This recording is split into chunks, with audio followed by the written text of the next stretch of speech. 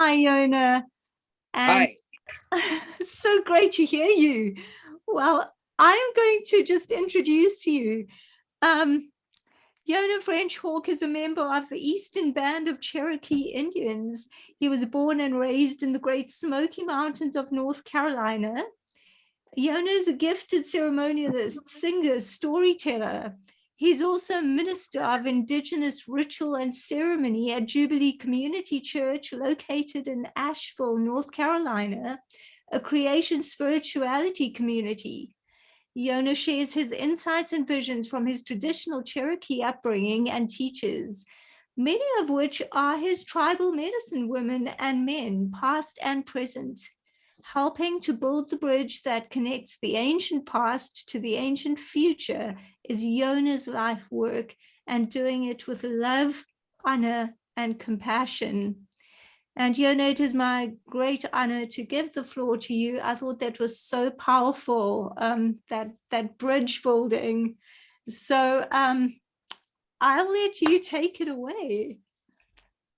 Thank you, Hasina. And Sir Me, thank you so much for that message, because there were parts of it I was catching back and forth, and it was humbling to me, because in what we're talking about in these chaotic and ordered times of how technology can create even more of a sense of that through communication or the lack thereof. I could see everything. I could see the pictures that you were posting. I couldn't hear the narrative going with it, so I was just using my imagination to listen and asking the wind to share with me about how can I find order within this so-called chaos of chaotic times of communication. So with that, thank you for being here. And I am so honored to be a part of this opportunity to take part in a global effort to bring world unity to awareness. And not only to into awareness, but the three phases of the awareness, and making a plan as what to do, and then taking action. I thank you again for inviting me into this moment, because just like Shamit was talking, it starts as a small light, and the spirit within us begins to expand. And as we expand and in our ceremonies and our Native American ways, I'm a full-blooded Cherokee, and we do sweat lodge ceremonies where the sweat lodge represents going back into the womb of Mother Earth. And when we go back into the womb of Mother Earth as human beings upon this earth, we offer ourselves back into the womb to be comforted. And just like Sir Meat was talking about, the particles, maybe we're the particles inside the womb of Mother Earth that are being digested. Maybe in the larger sense of the universe, we're just particles at the bottom of the sea, in the light that sometimes, even in our earthly awareness, we don't know some of the animals and the names of them that live at the bottom of the sea. Just like sometimes we don't know what exactly really is on the other side of the stars. So as we go into the womb, we begin to develop this and make it concrete, tangible, a presence upon this earth. But the thing with expansion is the evolution of energy, the evolution of awareness.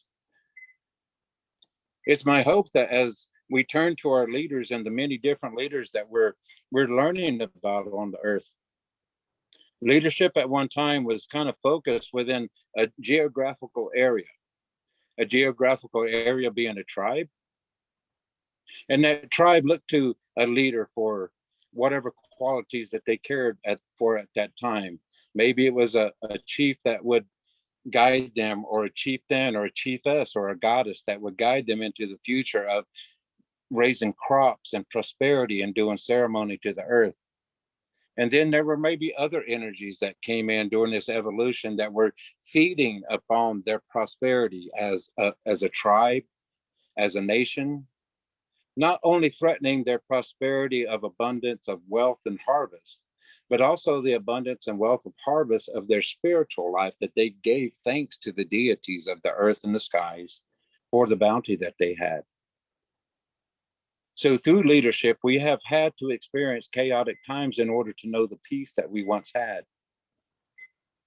And in these chaotic times, as we start to look for peace, I believe it's a universal and global effort right now that's coming into awareness through our technology, the evolution of the ideas that we've had, finding the resources that will fuel the batteries that are these cell phones and laptops and the computers and the cars that are battery operated by solar power. All the resources that are being taken from the earth to make these things possible are going to humble us in a way, because the main leadership role on this earth is our mother, the very mother that Samit was talking about in the expansion of the universe and how we're born here from light. The Cherokee people believe that the light came and the fire came and all the beings of the earth were finally here when the earth was created. Even whenever Mother Earth first received all the star beings in the creation of our stories and the Cherokee way, our Cherokee tribal, our cosmology, if you will. In our cosmology, we believe we come from the star people. And whenever the stars came and the stars made contact with Mother Earth, whenever the earth was formed and ready to receive life, the heart of Mother Earth cried up to the stars and said, anyone that wants to come dwell here upon the earth, come and be welcome. And the sky was filled with stars journeying to the earth. A star would come in the form of the bear, and the bear's spirit and energy would come to the earth, and it would make contact, and a vibration went into the earth, the very core of the heart of Mother Earth. It's like the Library Congress of the bear story and its energy and its history and its medicine. When it makes contact, all that information went into the heart of Mother Earth. And then here came the squirrel medicine. Here came the acorn to tell the story of the oaks. Here come the stone people to tell the stories of all the earth's creation. Here came the stardust to remind us that we are all part of this universe and interconnected. This was a chaotic event, and those that weren't there to witness it. And the energy, it's called chaos. And chaos is necessary in order for the particles of life, which might be our spiritual being and the atoms and the molecules that make up who we are. Sometimes those radicals have to be shaken up so that we can find direction.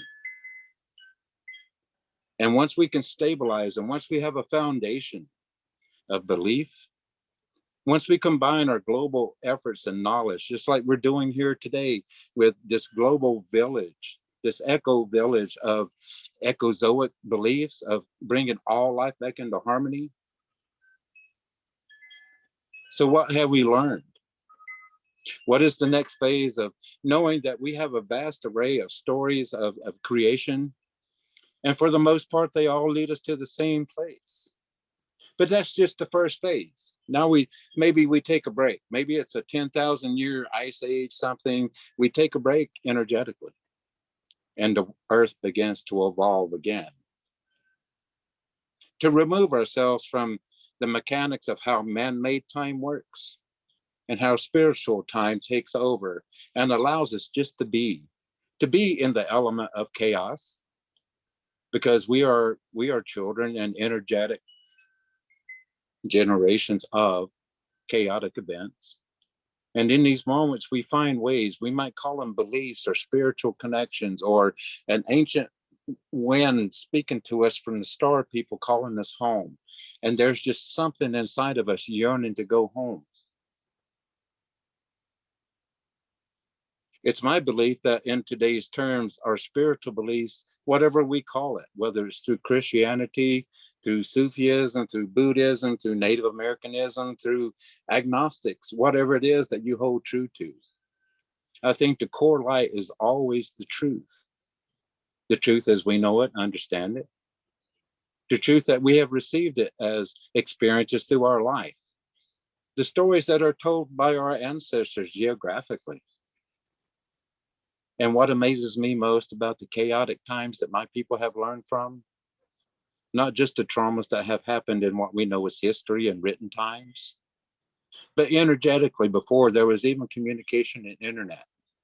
Back to the times that only the wind and the birds and the vibration of the earth that lived in the trees, and the birds came and landed upon the tree, and wherever they were on that earth, whenever there were people at the base of those trees on the earth praying, their prayers and their stories went into the earth, and they live inside the roots of those tree people.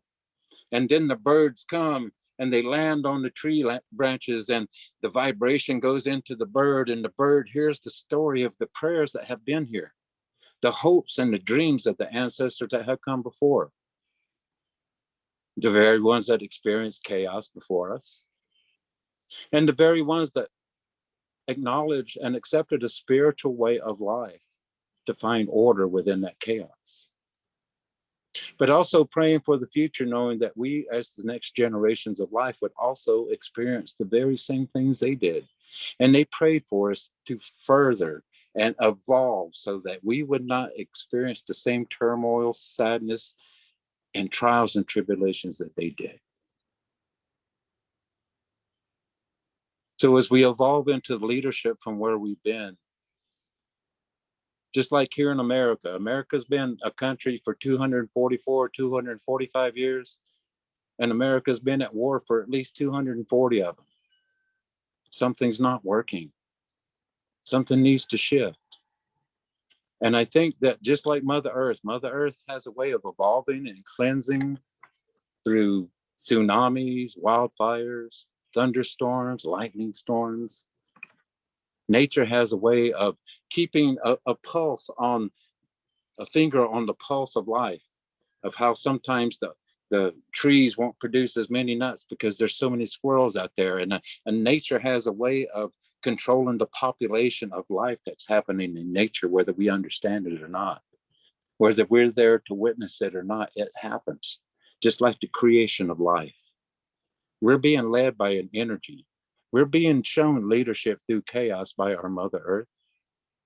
We're being shown leadership and unity, universal unity, earthly unity. It's the same thing. We are just the next generation of a star that was born millions and billions of years ago.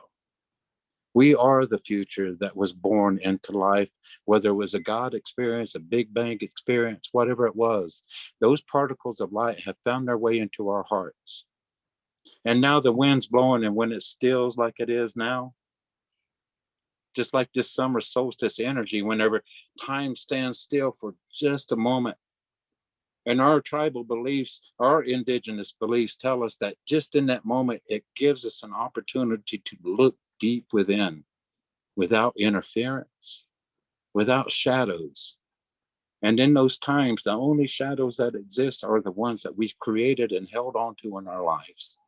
If we truly if we truly thrive to live in the light, then it begins with the effort to remove the darkness that lives within us. So when the summer solstice energy comes, and it gives us that just brief opportunity to stand still and use the entire light of this moment to shine and warm and nurture a seed that's been asking for this growth, for this opportunity and warmth to absorb and rise and ascend. Just like we see all the plants and the trees rising toward the light and the sun, all the plants of the earth, everything that lives within the earth comes to the surface of the earth to witness what's going on here. We're being shown leadership by the tree people, the one-legged people that are here to witness upon this earth.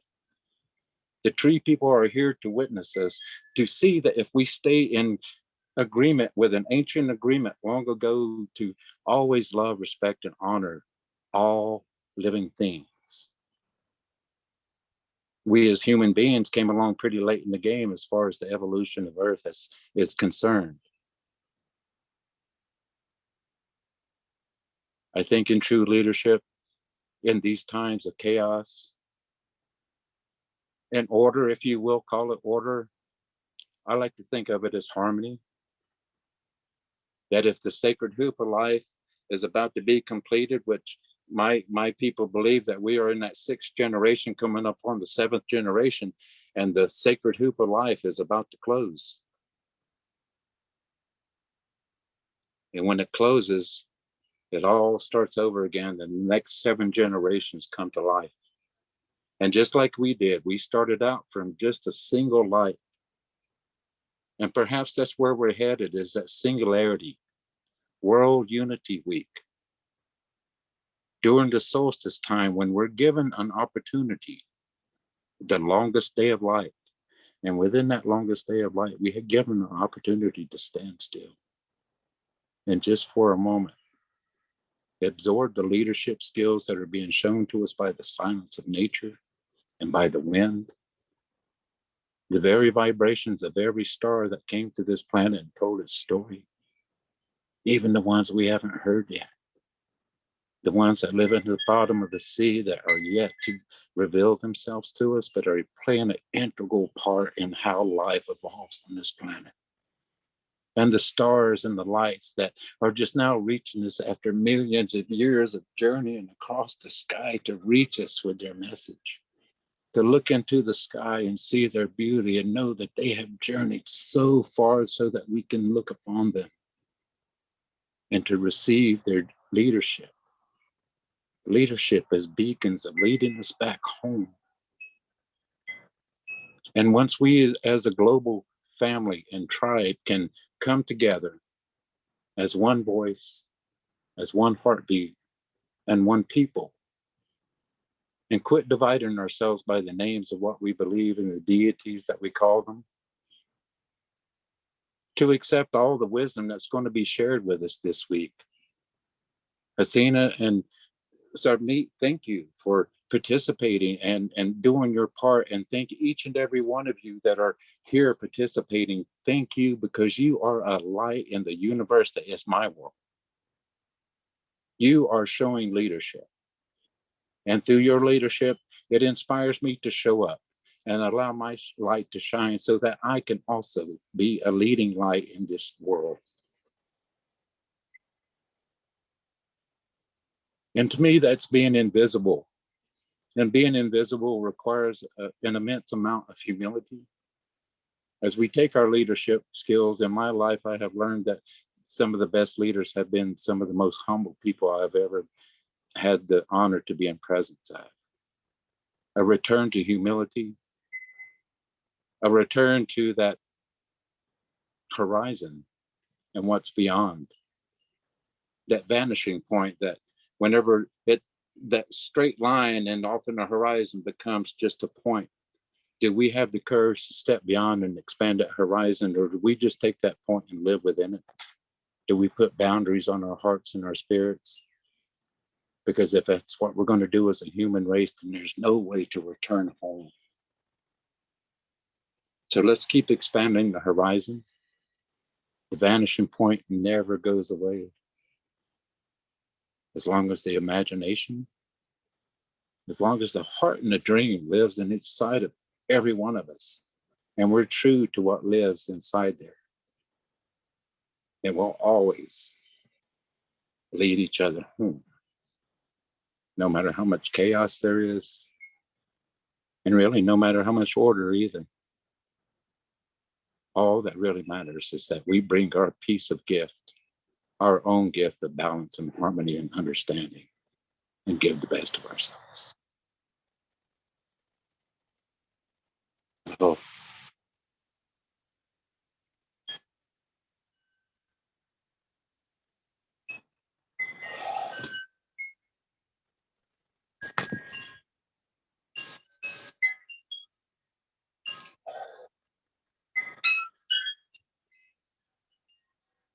does anyone have any questions? I'm not quite sure what to do yet, but I'm feeling pretty good. Well, does anyone have any yes, questions, anyone want to interact? This is just so beautiful. It's just such a beautiful space that you've created, Yona. And I was trying to type your quote about giving one's peace and giving harmony and balance, and I had to stop and just be in the moment and with the energy. So I never quite got that down, but it's absolutely beautiful. Hasina got you down saying, we just the next generation of the stars that were born millions and billions of years ago. Yona French Hawk. That's a quote from you by Hasina. I said that. Yeah. Thank you for that, Hasina. Thank you. I think it's wonderful how with your ancestral knowledge that you've gained from your ancestors and also from your innate knowing, you come to affirm what Submit with the science has been exposing to us in a way. So it's just wonderful to have you follow Submit's presentation. It's very complimentary. And my compliments to both of you. Thank you.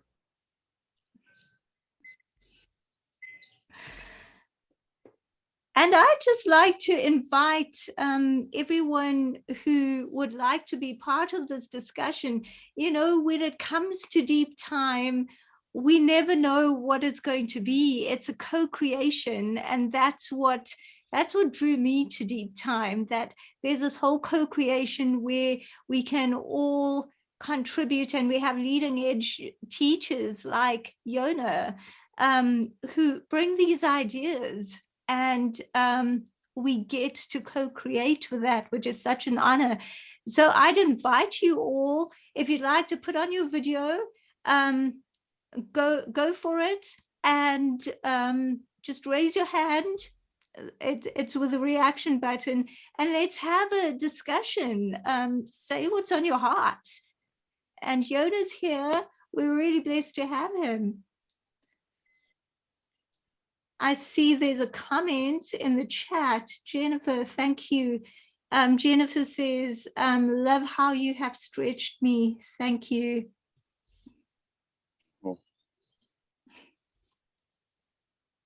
Yeah, and Submit wrote in the comments, thanks, Yona, for taking my science and putting it in your beautiful, poetic, and spiritual language. You are welcome. Yona, I'd like to ask you a question. Yes. As I attempt to commune with nature and to become seamless with the ecosystem, I know you come from a tradition where that is embedded in you so deeply. And so my question to you is, in my own experience, there's a certain level of depth to really connect to nature where something more is evoked. Could you just say more about sort of the continuum of what's available and what's possible, and how much connecting even more deeply than most people do in order to reconnect to what has always been the case for us? If you could speak to that, thank you. Available and accessible.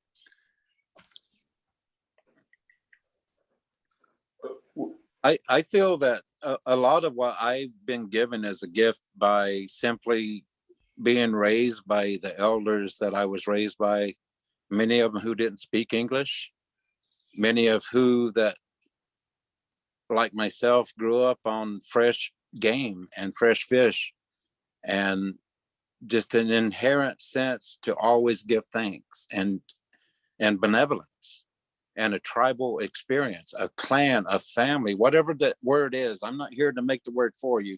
What you know is unity in your world, that's what we call it.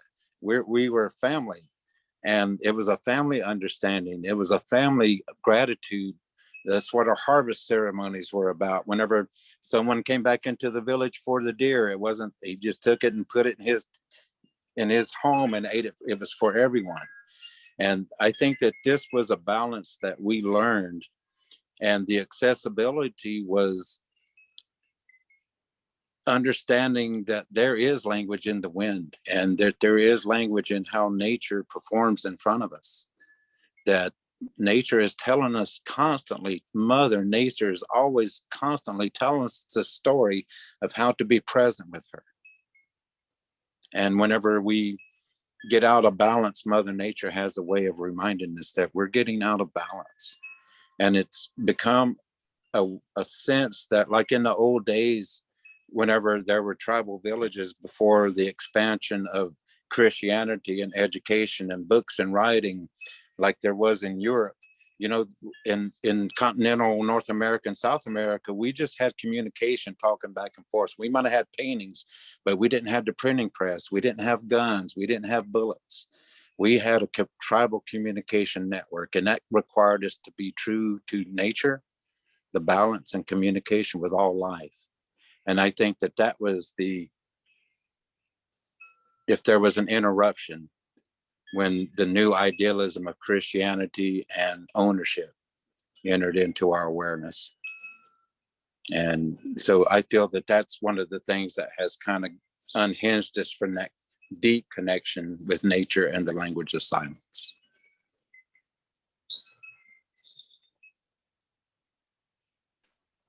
Thank you.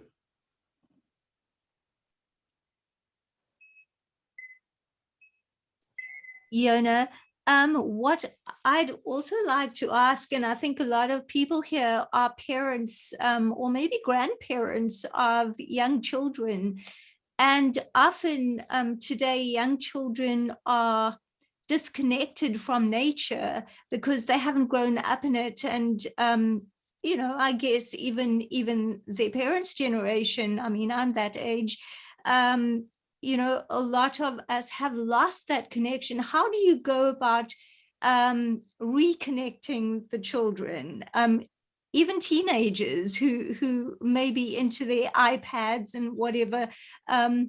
What would your advice be to parents, grandparents, stakeholders in the children's education? Mm.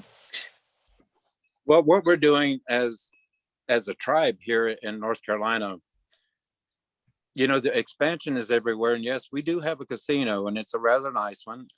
I'm not in balance with that, but we do have it. And my support for the casino, not that I gamble or anything, I don't.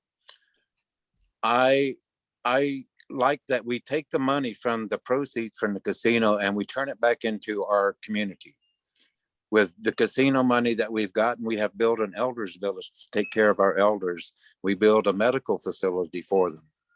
On top of that, we built right next to them what we call the Anakadua Immersion School. And what the Anakadua Immersion School is, a school for 3-year-olds to 7-year-olds. It's a 5 days, 8 days a week. They come in, nothing but Cherokee is spoken, nothing but our language is spoken. They learn our alphabet, all the teachers, everything. And we teach them our language. Not only that, but we take them on field trips and teach them about the vegetation, what they can eat that's growing up around them. But also we built the school purposely right next to the elders village.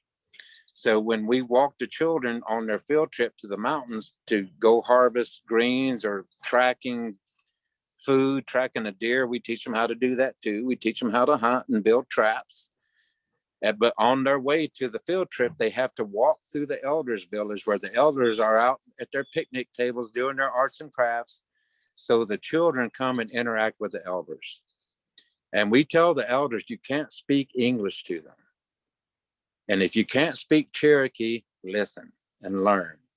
And we encourage the children, if you meet an elder that doesn't know Cherokee, teach them. Introduce, tell them your name, say hi, teach them. Each one teach one. And that's what we're teaching our children. Each one teach one. And so that's what we're doing to encourage our children. And after they leave the immersion school, the kindergarten through 12th grade, every year they have to take one elective in our tribal school, whether it's language, basket making, fishing, weaving fish nets, plant identification. mushroom gathering, all these things that maybe when there's no more grocery stores or casinos and you have to look to the earth for survival or earth for life, then they will have the skills to do such things. And that's what we're doing. Wow. I had an aha moment when you said, when we have to look to the earth for survival, and then you stopped and said, look to the earth for life.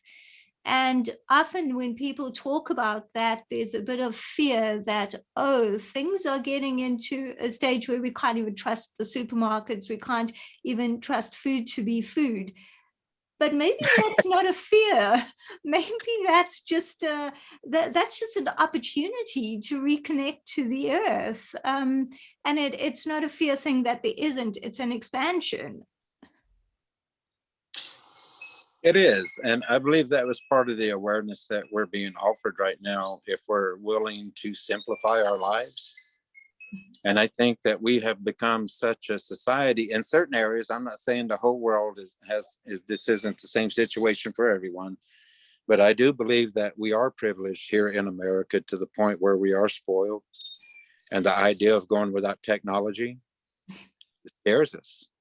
It's just as big as the booger man was 50 years ago. You know, it's real.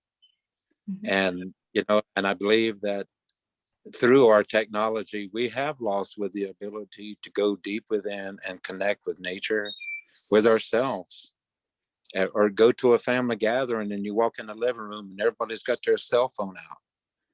And, you know, there's no presence. I mean, everybody's together, but they're not present. Mm-hmm. And technology has created that. And my grandfather always said, humans will always outsmart themselves. Where will these buildings go when they're done with them? Where will these old airplanes go when they're done building them and they can fly no more? How are we going to restore Mother Earth's resources when we're done taking the charcoal, the coal and the uranium and the plutonium and all the fracking? How are we going to fix that when it's all been taken? We have to pray. And if we want to get away from it, we have to go home. So we have to clarify the runway to go home to the stars. And we can only do that from within. That's so brilliant. I'm just reading in the chat. Jennifer, thank you for your comment. Amen. Everything you are saying is so encouraging and right in line with where I am at. So grateful. And then Ola saying, thank you, Yona, for encouraging us to remember with a hyphen, remember. And through that very act, we are present. Indigenous stories and rituals are so powerful to call us to mind. Yeah, it's great. We have a question, Annie Spade. Annie, I don't exactly have a question.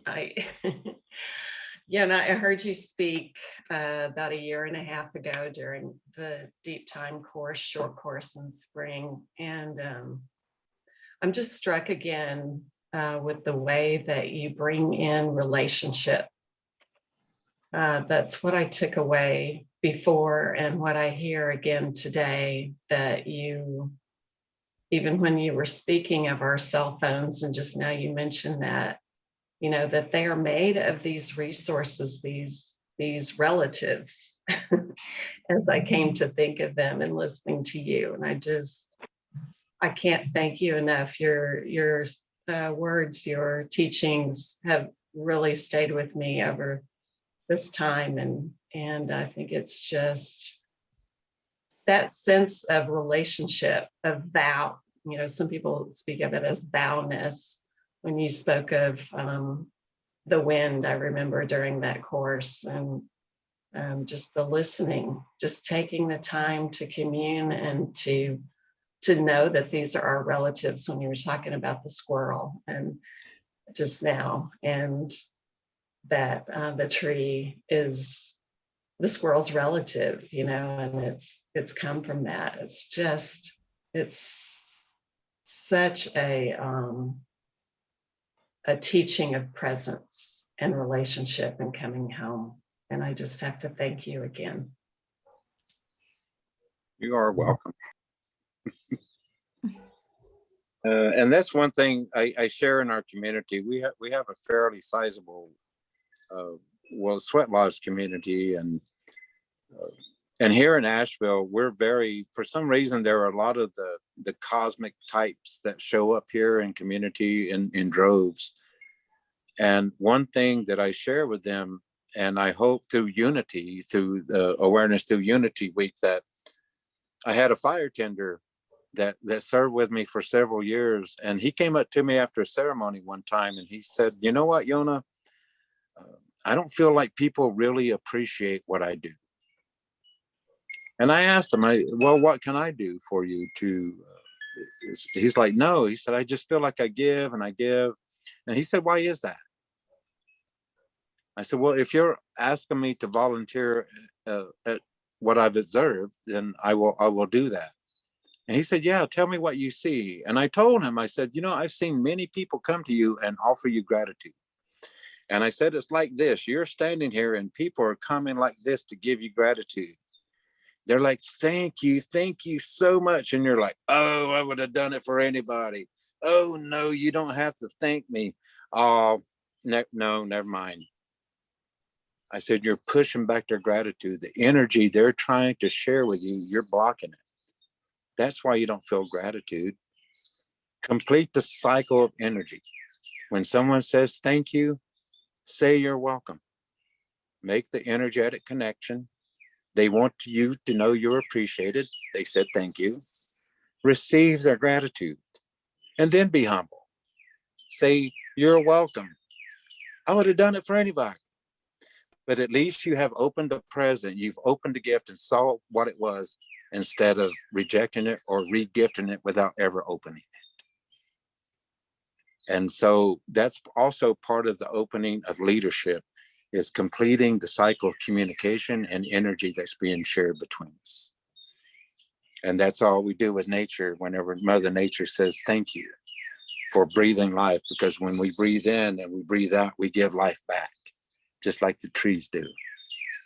So every breath is in gratitude.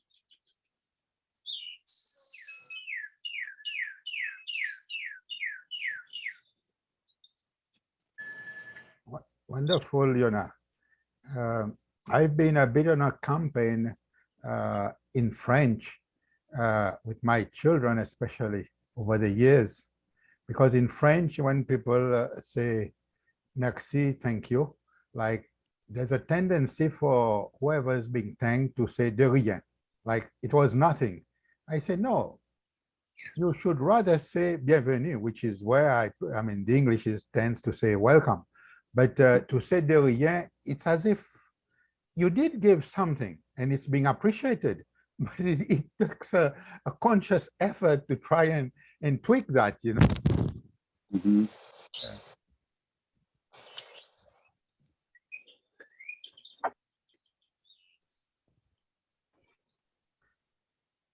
So anyone else would like to comment or ask a question? We have another 18 minutes to the hour, top of the hour. Then we have our next speaker coming on. But I'd like to remind you that we in the Convergence Room, Chaos and Order, Deep Time Perspective, a partner organization in Co-Creators Global Village in World Unity Week 2022. And we have here I put a link to our program that you can see. And the key question we're asking in this room is, how can deep time perspective inspire collaboration for common good? And hearing Yona speak about you know, the deep connection with what would say all of creation, animate and inanimate, this to me should move us in awe and wonder and inspire humility, that we may be moved to collaborate for the common good. Mm-hmm. Yeah, that is that is such a key point. And Yona, everything that you've been saying about an interconnected world is just so amazing. What I'd like to know is if you could leave people with one message. I've been reading things about, someone said that if they knew that they were going to leave the earth in the next year, this is what they do. What would your thing be? What would you do? Or what message would you want to leave with? What would that be?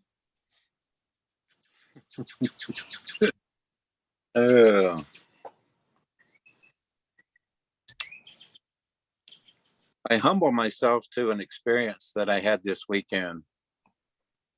I was asked to do ceremony for a community of goddesses, of women that are coming into their spiritual being as feminine, and doing it in a love way of understanding of the Christ understanding, not necessarily a Christianity aspect, but with the Christ love understanding of all inclusiveness of love and acceptance, and unconditional love and unconditional acceptance, and doing it with a feminine energy that has been given to us to really appreciate the beauty of what's being grown behind us, of how the earth surrounds us, to not genderify it as man or woman, but to know and understand that equal parts live within us.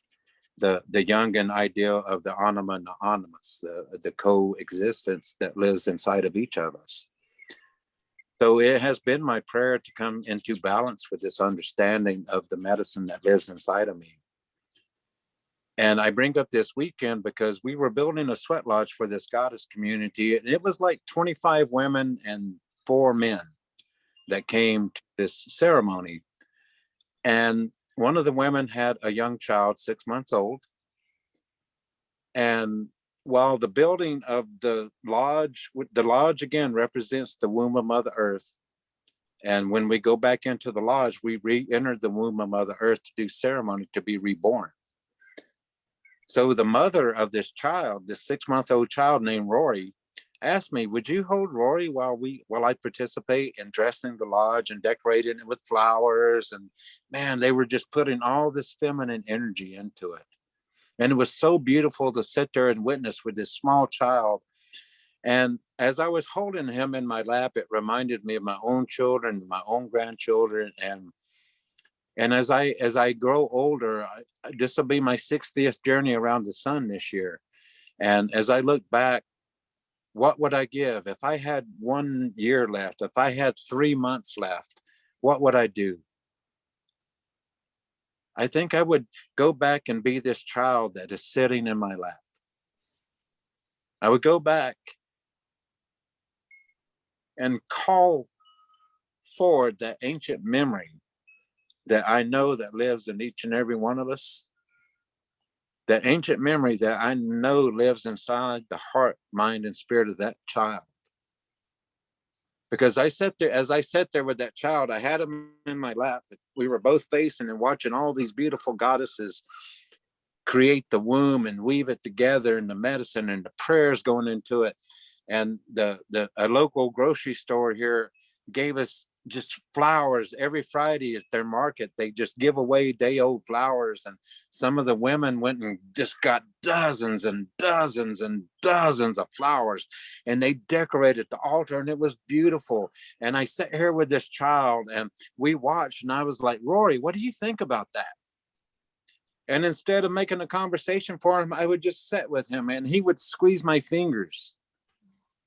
And I was like, Yona, don't make this up. Listen, maybe this is baby Morse code going on. And his body's wiggling, and he's excited, and he's cooing, and and I'm like, is that right? Tell me more. And he starts squeezing my hands more, and and as we're sitting there, and they're putting blankets over the lodge, so you can't see some of the people on the other side. And his mother was on the other side of the lodge, and we couldn't see her. And we were having our conversation. And as we were sitting there, I had asked him again, I was like, Rory, I said, you know, this is the womb of Mother Earth. I said, it wasn't that long ago that you were in there. Is there anything that you can share with me that I might have forgotten? Is there anything you can share with me? And I just listened to him, and he squeezed my hands. And right about that time, his mom appeared from around the lodge, and his body just burst with love, of recognition.